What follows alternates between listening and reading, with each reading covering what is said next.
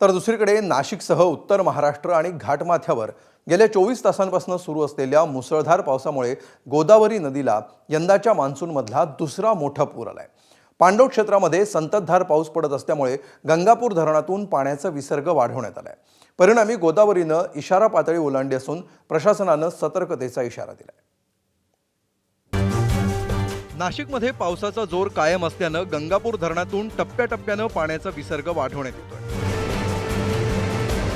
सध्या गंगापूर धरणातून 12,600 क्युसेक पाणी सोडण्यात येत असल्यामुळे गोदावरी दुथडी भरून वाहते आहे।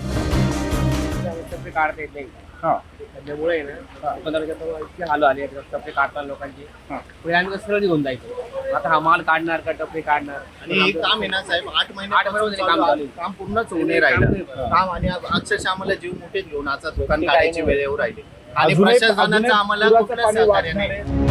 पुराचं पाणी गोदाकाठच्या सराफा बाजार आणि भांडी बाजार परिसरात शिरायला सुरुवात झाल्यामुळे व्यावसायिकांची धावपळ उडाली। त्यातच सिंहस्थ कुंभमेळ्याच्या कामांमुळे ठिकठिकाणी खड्डे खोदले असल्यामुळे आपलं सामान सुरक्षित ठिकाणी नेताना व्यापाऱ्यांना अडचणींचा सामना करावा लागला। मागच्या जो काही पावसामध्ये त्रास झाला त्या अनुषंगाने माननीय महापौर आयुक्त यांच्या आणि सर्वांच्याच सूचनेनुसार या ठिकाणी आपत्कालीन कक्ष या ठिकाणी सुरू केलेला आहे आणि याचा फायदा असा होतोय की नागरिकांना इथे 4 हेल्पलाईन दिलेले आहे। आज रात्रीपासून जवळजवळ 60 ते 70 कॉल या ठिकाणी नागरिकांचे झालेले आहे। डिव्हिजनच्या अधिकाऱ्याला संबंधित अधिकाऱ्याला तक्रारीचं माहिती दिली जाते आणि त्या ठिकाणी जो तक्रारदार आहे त्याला अवघ्या 5 ते 7 मिनिटांमध्ये अपेक्षित असलेली मदत ह्या आपत्कालीन कक्षामुळे मिळते। पुराच्या पाण्यात पुरोहित संघाच्या पूजाविधीसाठी बांधलेली पत्र्याची शेड वाहून गेली। परिस्थितीवर नियंत्रण ठेवण्यासाठी नाशिक महापालिकेचा आपत्कालीन कक्ष 24 तास कार्यरत आहे। महानगरपालिकेमध्ये माननीय आयुक्त मनीषा खत्री मॅडम यांच्या मार्गदर्शनाखाली आपत्ती निवारण कक्ष 24 तास सुरू आहे।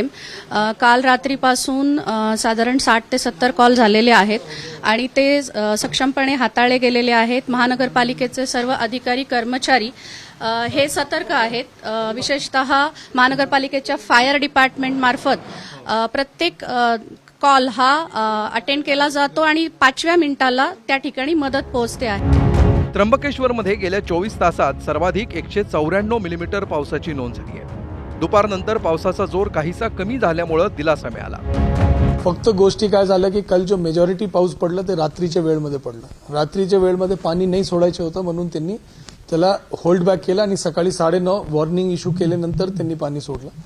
त्याच्यामध्ये आपल्याकडे जो मी ओरिजिनली स्टेटमेंट देताना सांगितलं की अबाउट 75-82 ये रात्री 12 वाजता आणि 97 म्हणजे ऑलमोस्ट 15 तासमध्ये ऑलमोस्ट 20% धरण भरलेलं आहे। आणि त्याचं मूळ कारण आहे की जो कॅचमेंट एरिया त्र्यंबकेश्वर तालुक्याचा आहे त्याच्या 193.3 mm पाऊस ते काही तासातच पडलेला आहे। निफाड तालुक्यातील नांदूर माध्यमेश्वर धरणातून 55,778 क्युसेक वेगानं पाण्याचा विसर्ग सुरू आहे। सिन्नर आणि निफाड तालुक्याला जोडणाऱ्या पुलावरून पाणी वाहू लागल्यामुळे वाहतूक काही काळ बंद ठेवण्यात आली होती। दुसरीकडे गुजरातच्या वलसाडमध्ये वापीजवळील कोपरली भागात नाशिक, छत्रपती संभाजीनगर आणि जालन्यातील 35 पर्यटकांची खासगी बस पाण्यात अडकली होती। बसच्या छतावर चढून प्रवाशांनी जीव वाचवण्याचा प्रयत्न केला। त्यानंतर बचाव पथकानं त्यांना बोटींमधून सुरक्षित ठिकाणी हलवलं। हवामान विभागानं पालघर, पुणे आणि नाशिकच्या घाटमाथ्यासाठी रेड अलर्ट जारी केला असून पुढील 24 तासात ताशी 70 किलोमीटर वेगानं वारे वाहण्याची शक्यता आहे। या पार्श्वभूमीवर नाशिक जिल्हा प्रशासनानं नागरिकांना सतर्क राहण्याचं आणि अनावश्यक प्रवास टाळण्याचं आवाहन केलंय। शुभम बोडकेसह मुकुल कुलकर्णी, एबीपी माझा, नाशिक।